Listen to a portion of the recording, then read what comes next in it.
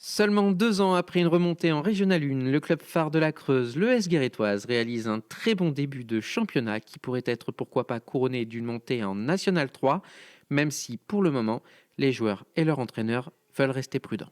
C'est pas une ambition affichée par le club, par contre c'est une ambition qui a été affichée par le groupe de joueurs et puis par moi-même parce qu'on travaille pour ça et puis on avait fait un super début de saison l'année dernière avant qu'il y ait le Covid et on est en train de progresser collectivement, donc ce serait logique qu'on puisse essayer d'accéder à un niveau supérieur. Pour être franc, déjà c'est difficile je trouve de parler de montée parce qu'on n'est qu'à la moitié du championnat. J'avoue qu'au début je ne savais pas si on était programmé pour jouer la montée parce que finalement l'an dernier c'était notre première saison donc à ce niveau avec ce groupe on va dire, avec deux, trois modifications.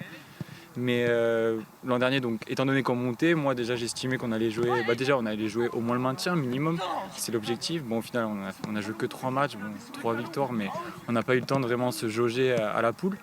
Et cette année, pour moi c'est une agréable surprise de jouer le premier rôle avec ce groupe. J'estime qu'on a de la qualité, mais quand même je pense qu'à ce niveau ça nécessite un minimum d'expérience. Apparemment on l'a.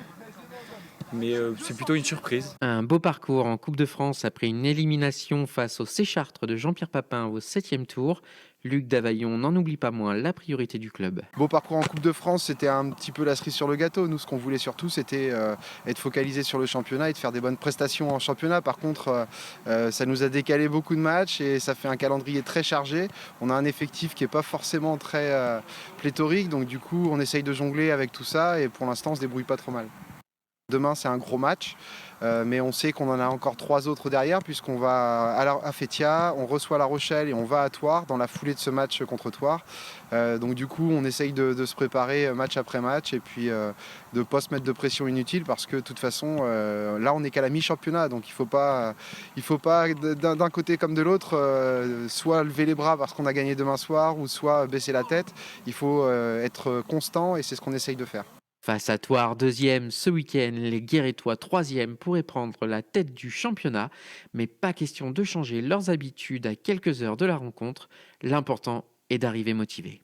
On va pas se préparer de façon différente, on va faire ce qu'on a l'habitude de faire, on va essayer de se relâcher, de bien préparer nos gammes offensives et puis d'arriver demain soir à l'heure du match serein et motivé. Pas de quoi s'enflammer donc à mi-championnat, mais les Guérétois rêvent d'une montée en National 3, niveau que le club n'a réussi à atteindre que lors de 2 saisons dans le passé, de 1995 à 1997.